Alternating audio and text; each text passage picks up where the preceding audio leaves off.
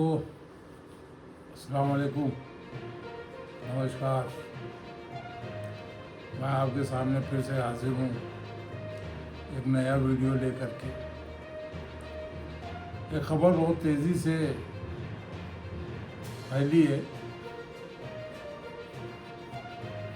कि आप पार्टी के राज्यसभा सदस्य राघव चड्ढा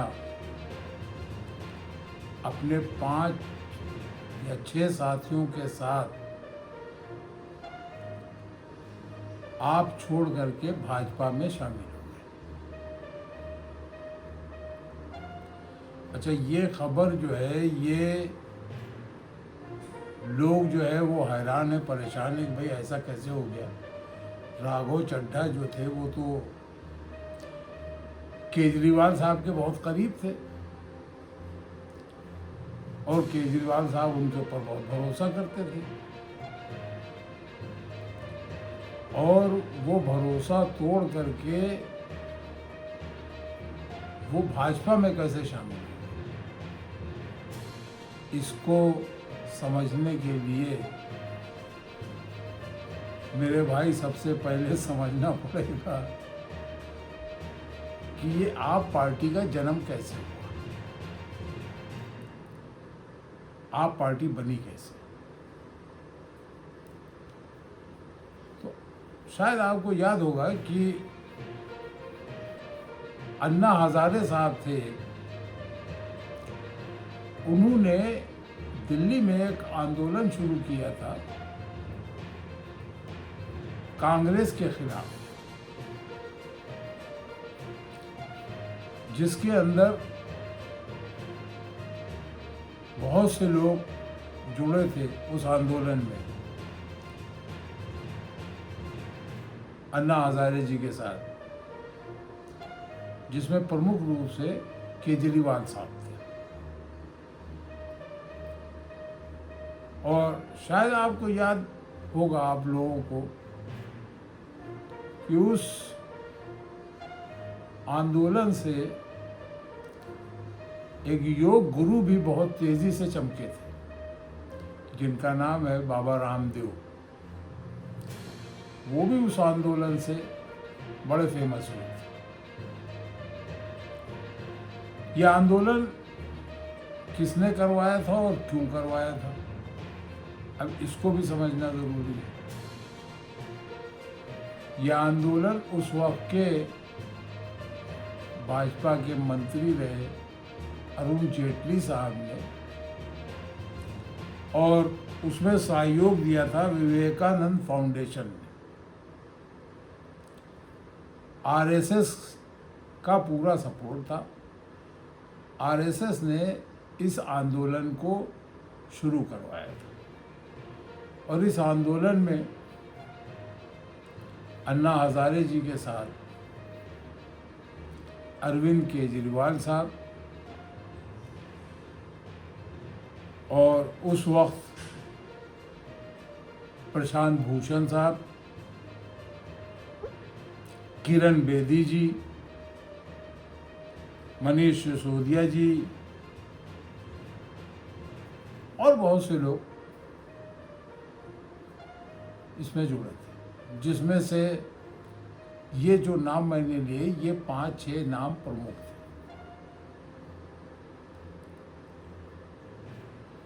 और ये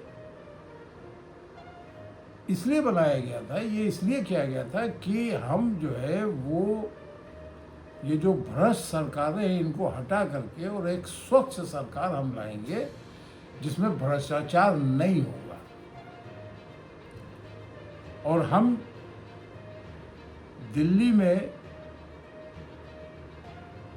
शीला दीक्षित को हटा करके, कांग्रेस की मुख्यमंत्री थी, कांग्रेस की थी शीला दीक्षित, उनको हटा करके और हम यहाँ पर दिल्ली में सरकार बनाएंगे। भारतीय जनता पार्टी और आरएसएस ने इसको पूरा सहयोग दिया इन लोगों को, और कांग्रेस की कुछ कमियों की वजह से यह आंदोलन परवान चढ़ा और धीरे धीरे धीरे धीरे इस आंदोलन से लोग झूठते चले गए। केजरीवाल साहब अपनी नौकरी छोड़ के चले गए। बहुत से लोग जो पढ़े लिखे थे, नौकरियां कर रहे थे, वो भी आ गए। इसमें आशुतोष जी भी हमारे जुड़े थे और कुमार विश्वास साहब जो साहित्यकार है वो भी जुड़े थे। ये लोग भी बड़े प्रभावित हुए थे और साहब केजरीवाल साहब ने जिस ढंग से अपने आप को पेश किया था, एक स्वच्छ ईमानदार नेता की छवि में, वो शुरू हुआ।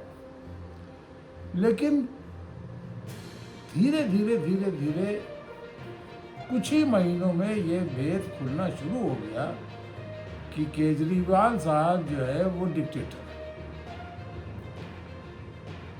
अब या तो अन्ना हजारे की चलेगी या केजरीवाल की चलेगी, किसकी चलेगी? तो एक पार्टी बनाई गई जिसका नाम आम आदमी पार्टी रखा गया।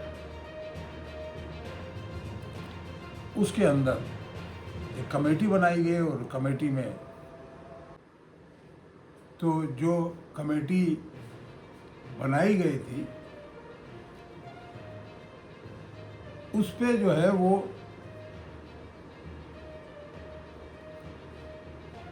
अन्ना जी ने कहा नहीं, इस कमेटी को भंग करिए। वहाँ से जो है वो एतराज शुरू हुआ। ये बात राजू साहब ने, जो सीनियर जर्नलिस्ट हैं, उन्होंने बताई थी कि उस वक्त ऐसा ऐसा हुआ था। प्रशांत भूषण जी उस वक्त ये चीज समझ गए थे और वो धीरे से इससे अलग हो गए।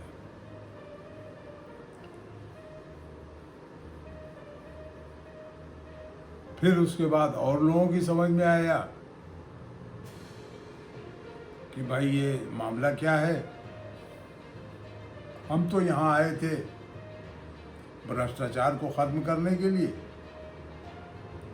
यहाँ तो खुद ही भ्रष्टाचार हो रहा।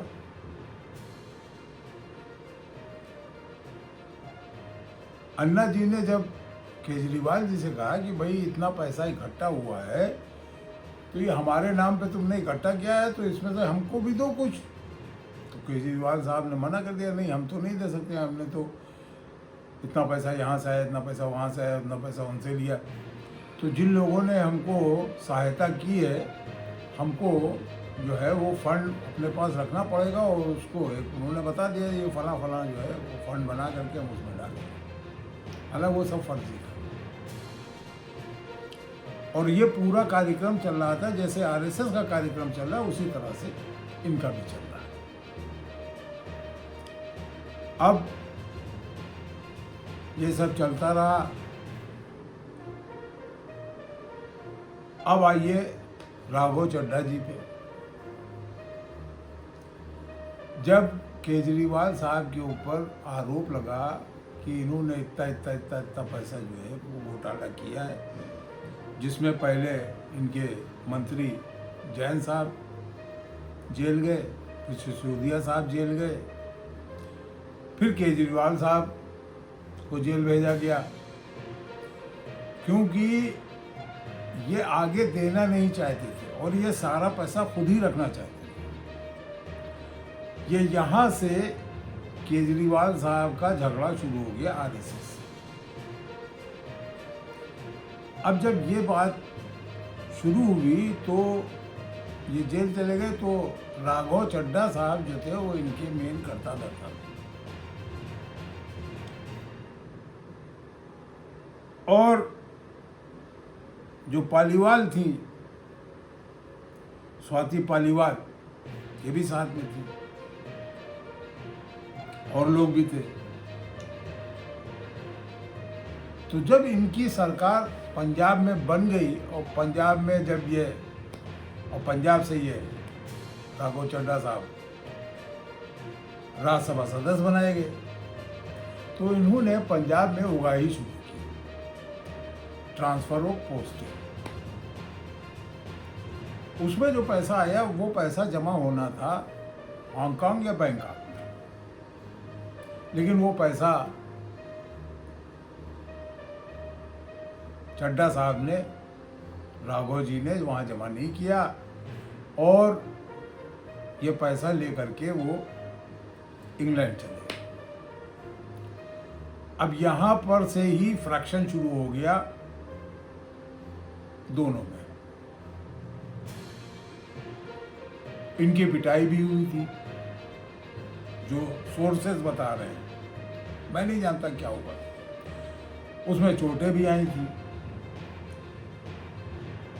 अब एक साहब है नवीन जयहिंद साहब, उन्होंने अपने एआई पे एक वीडियो भी डाला था जिसमें उन्होंने ये बात बताई थी कि राघव चड्ढा साहब की पिटाई भी हुई थी और उनकी आँख में चोट आई थी और वो अपनी आँख का इलाज कराने यहाँ हुआ नहीं, वो इंग्लैंड गए और वहाँ वो काफ़ी दिन रहे, अपना इलाज कराया।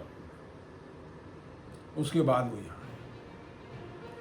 अब जब केजरीवाल साहब को जमानत मिली तो फिर कुछ हुआ दोनों में। इधर भाजपा वाले चड्ढा साहब को जो है वो डराने धमकाने लगे, देखो तुमने ये किया, तुमने ये किया, तुमने ये किया, तुम्हारे ऊपर ईडी भेजेंगे, सीबीआई भेजेंगे, ये कर दो। उनका नहीं, कोई ज़रूरत नहीं ईडी आई सीबीआई, हम आपकी वॉशिंग मशीन में आ जाते हैं और आप हमको धो धा के और साफ निकाल दीजिए। तो ये था असल में जहाँ से शुरू हुए थे, आरएसएस ने ये शुरू कराया था और वो आप पार्टी सीधे आरएसएस में वापस लोग आ रहे हैं आरएसएस के। अब आइए पंजाब की सरकार भी कुछ ही दिनों में गिरने वाली है, क्योंकि उसके 48 से लेके 55 एमएलए भाजपा में जाने वाले हैं। घर वापसी जिसको कहते हैं, घर वापसी हो गई। वहाँ भी सरकार गिरेगी और वहाँ पर भाजपा की सरकार बनेगी। इससे ये लग रहा है कि पंजाब में अब कांग्रेस मजबूत होगी, क्योंकि जो भाजपा ये कदम उठा रही है वो कदम कांग्रेस को मजबूत करेगा पंजाब में।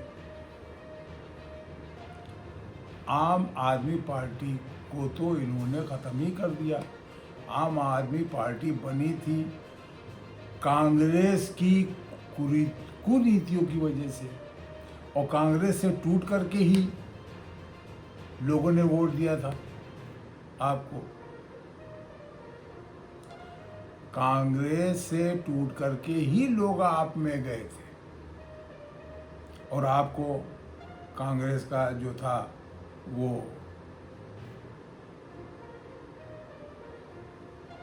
कैडर और वोटर दोनों गया था आप में। अब वहां से भी कैडर और वोटर की वापसी होगी कांग्रेस में, तो अब पंजाब में भी कांग्रेस मजबूत होगी और भाजपा भी मजबूत होगी। तो ये कोई बहुत बड़ी बात नहीं हुई है, ये घर वापसी हुई है। लोगों को आश्चर्य है कि ये कैसे हो गया। अरे साहब, ये तो एक ना एक दिन होना ही था। जो बात एक महीने बाद होनी थी वो एक महीने पहले हो गई, बस फर्क इतना है। तो भाइयों, आपको मेरा वीडियो कैसा लगा ये आप कमेंट में ज़रूर बताएं। मेरे चैनल को सब्सक्राइब करें, लाइक करें। आपसे इजाज़त चाहता हूँ। नमस्कार।